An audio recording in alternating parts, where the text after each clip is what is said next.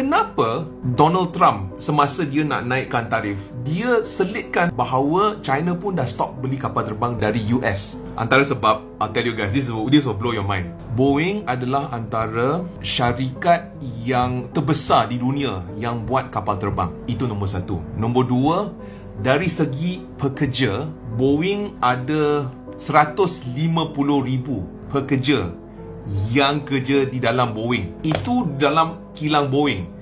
Kita harus ingat, kalau Boeing nak buat kapal terbang, untuk buat sayap, untuk buat tingkap, untuk buat kerusi, untuk buat ni, untuk buat tu, mereka akan outsource dan mereka akan ambil kilang-kilang yang lebih kecil. Kalau kita ambil semua ekosistem untuk Boeing, total atau jumlah pekerja, that industry actually hires 1.6 juta. Dan jika China tak beli dari Boeing, sales untuk Boeing akan merudum. Dan apabila sales untuk Boeing merudum, whole ecosystem hancur. Tetapi, how significant is the Chinese market to Boeing? I pun duk fikir, adakah China salah satu pembeli yang terbesar untuk Boeing kan?